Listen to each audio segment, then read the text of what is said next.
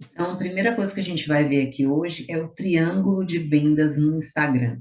Tá? O que que é o triângulo de vendas? É todo esse processo aqui, em que você tem lá uma pessoa que é totalmente desconhecida sua e tem todo um trajeto até que ela se transforme no seu cliente.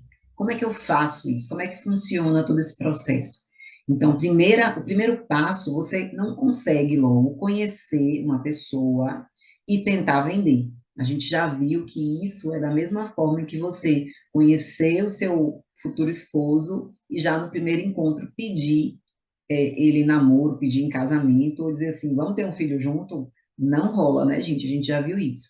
Então, é preciso que haja aí um namoro, um noivado, né, um envolvimento, um relacionamento, uma conexão até que aconteça o processo da venda. Isso daí é fato, é porque a venda é emoção. Você só vai comprar quando você estiver se sentindo seguro, quando você estiver se sentindo realmente envolvido em todo aquele processo, tá? Então, primeiro passo que a gente viu ali na nossa aula de tráfego pago foi como você se fazer conhecido, como você aparecer para várias pessoas que não te conhecem e como é que essas pessoas se interessam pelo seu conteúdo e começam a te seguir. Então, por isso que é tão importante aquela aula, gente, sobre o Instagram, porque de nada adianta você criar uma campanha de tráfego, tá?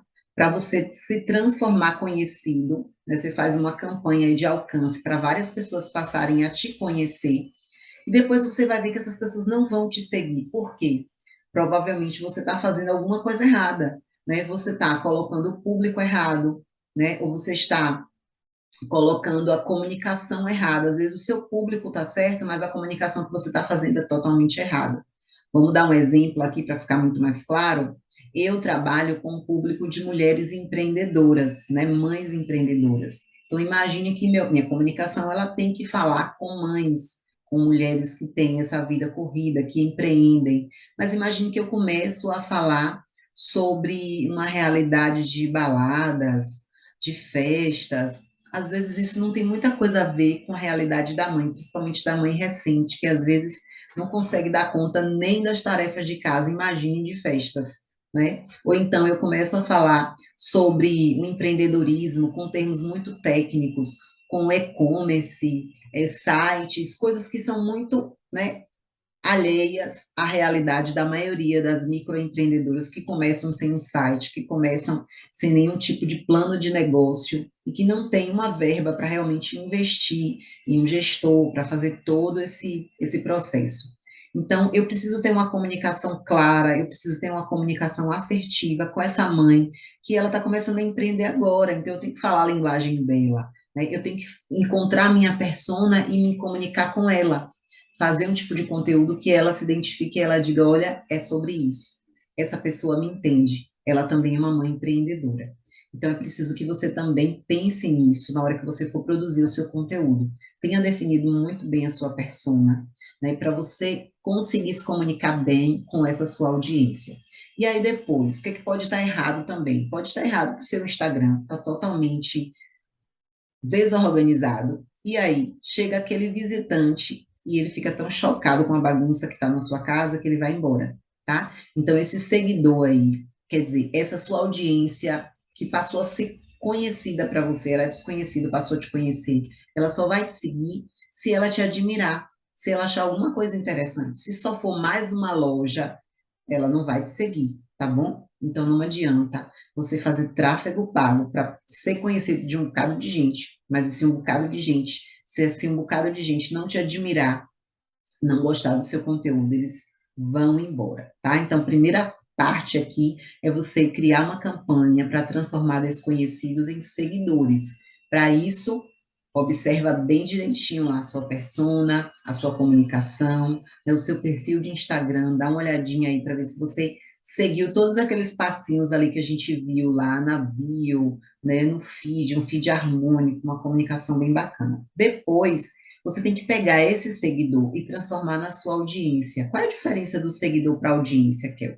Eu já expliquei para vocês, mas eu vou retomar isso daqui, tá? Então, o seguidor é aquele número que fica lá e que nem sempre recebe meu conteúdo. Por exemplo, eu tenho 43 mil seguidores, mas A maioria desses seguidores não é minha audiência. Por quê? Porque é mais um número lá. Mas, se eu for postar uma publicação no feed, por exemplo, um carrossel, a média lá são 2.000, 4.000 pessoas, tá? Que conseguem visualizar. O alcance, geralmente, de um post carrossel meu vai até 10, 15 mil, mas porque às vezes eu uso hashtag, então a hashtag ela atrai pessoas desconhecidas, mas do meu público mesmo, em média de 4.000 desses 43, então em média de 8 a 10%, tá? Então, essa é a minha audiência. Uma audiência que é muito quente é aquela audiência dos stories, tá, gente? A audiência dos stories é aquela sua audiência mais quente, aquela que você consegue já vender de uma forma mais fácil, porque o feed não é para vender. Ele pode até ter algum post de campanha de venda, mas o feed, ele é mais para gerar relacionamento. Então, como é que eu vou fazer aqui para depois que esse seguidor chegou para ele se transformar na minha audiência, ele precisa me admirar, então ele precisa aprender comigo, ele precisa rir comigo, ele precisa gerar empatia comigo, tá? Então eu vou criar conteúdos aqui. E depois dessa audiência, né, para ela virar cliente, lembra do funil de vendas que a gente falou lá na aula de Instagram?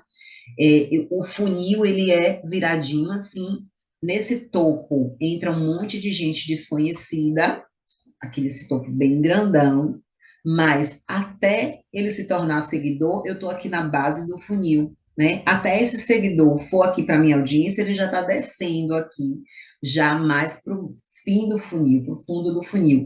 E já lá na pontinha, saindo, né, pelo ralinho do funil, a gente tem o cliente. Então, é o processo mais difícil, é você sair da audiência para chegar para o cliente, tá? É um processo, e esse processo às vezes demora 1 mês, 2 meses, 3 meses, 6 meses, depende do seu cliente, depende da sua comunicação, tá? Depende também dos gatilhos que você vai utilizar.